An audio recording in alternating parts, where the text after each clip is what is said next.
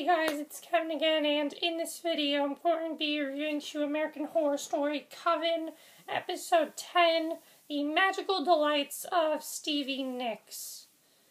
All I can say with this episode is, this was by far, I know I said this was the last episode, but this truly was the craziest, most intense, violent episode of this show that I've ever seen.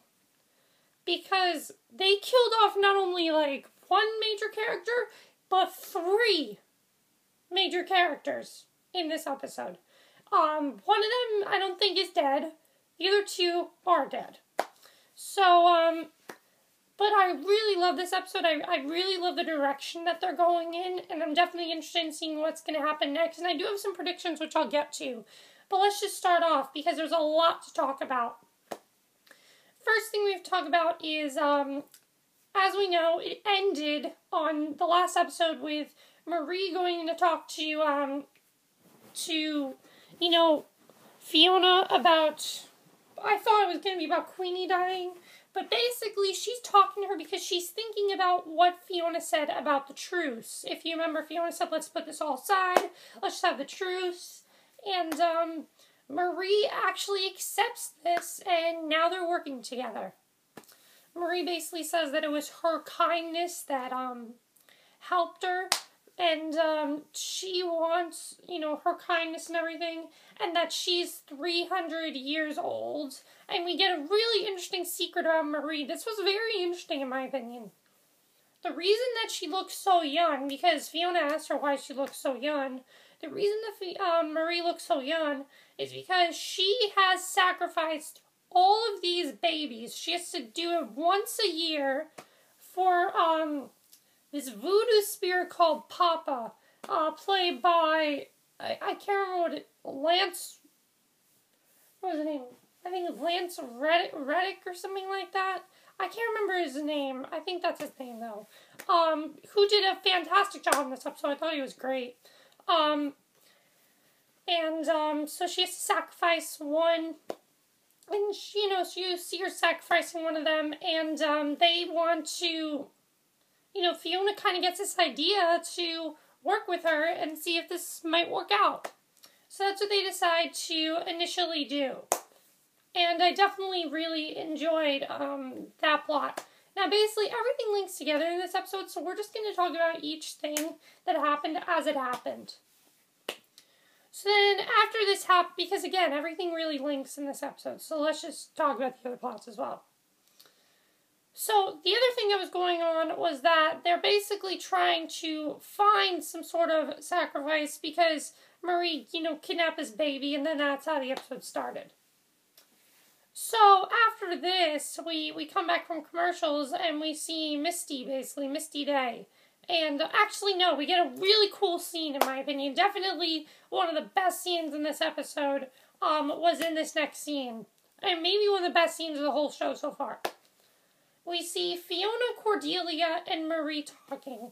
And Marie brings up the fact that Cordelia's, that Hank was a witch hunter and now he's dead. Fiona gets pissed off at Cordelia. I thought she was gonna, hurt Marie or something, but no, she just slaps her daughter, and, she's really upset because she thinks Cordelia was a stupid bitch to let Hank in the house, basically, because, again, she had no idea he was a witch hunter, and now she's even more upset with Cordelia than she was before.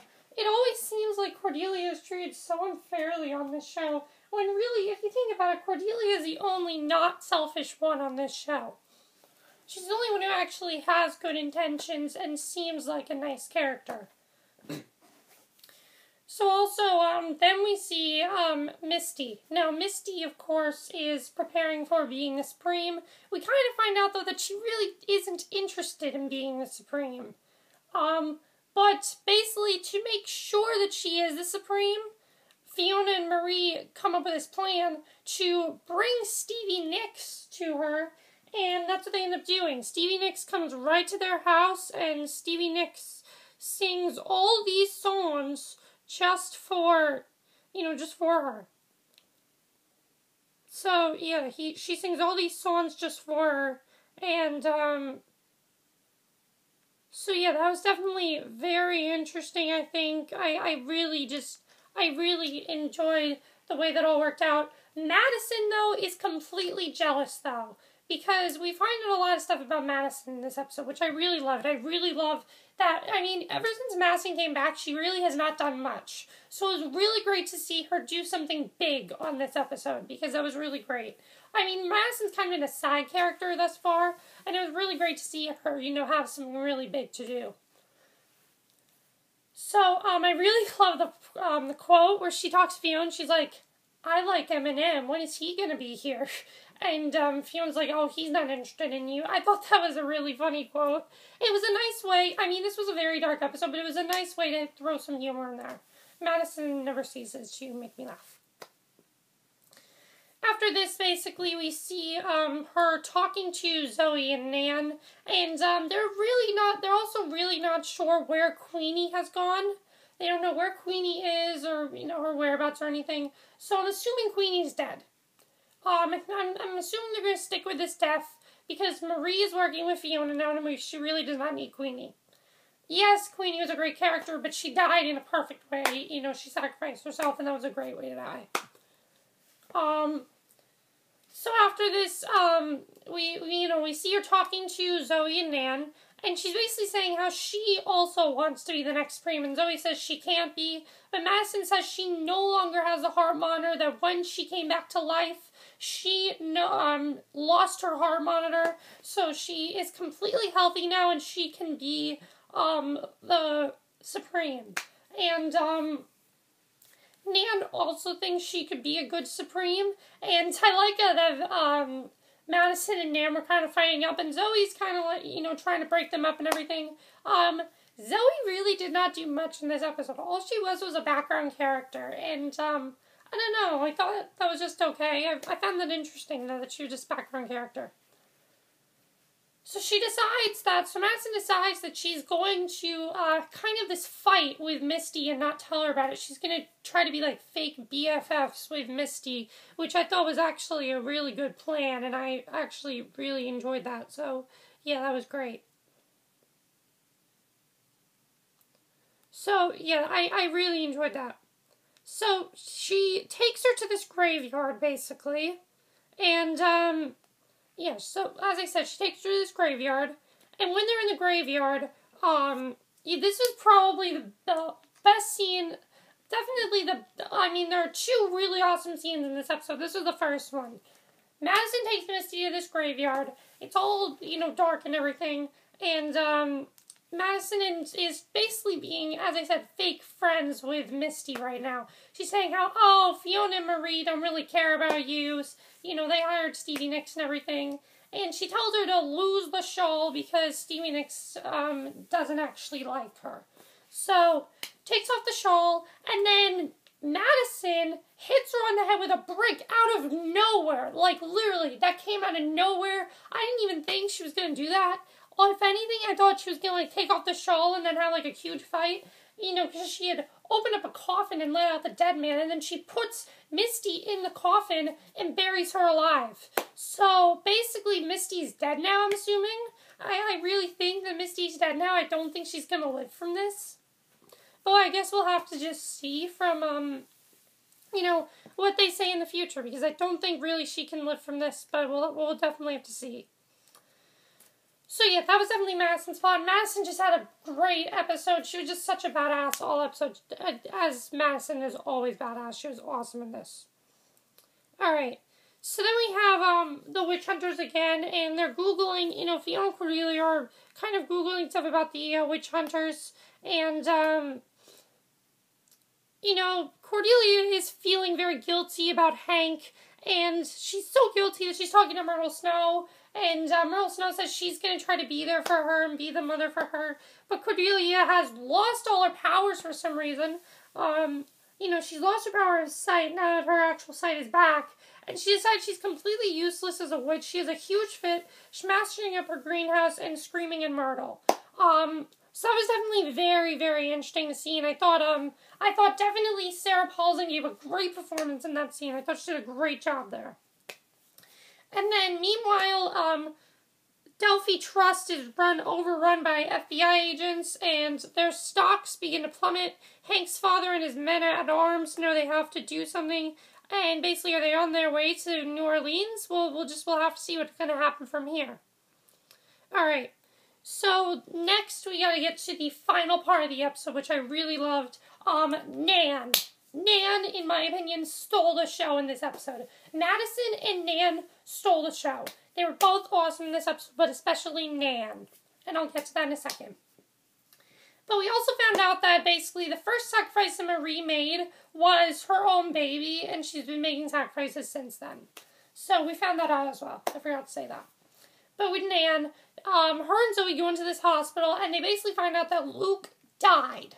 So yeah, Luke was dead. Luke died from the suffocating in the last episode, and so they go over, and at first Misty's like, oh no, they're lying and everything, and so they go over to Joan's house, and at first Nan's all like calm and cool about it. She asks what happened to you. She wants to try to bring his body back to life because she thinks she could be the Supreme, she's very powerful, and she takes Joan, and Joan says that she cremated Luke, and she gets so upset about this that she takes Joan, she throws her against a wall, and she makes her drink all of this bleach, and then she dies. And Zoe is astonished by how powerful she is, and I was also astonished by how powerful she was. That was an awesome scene right there, and whoever plays Nan gave a great performance. That was her best scene of the episode.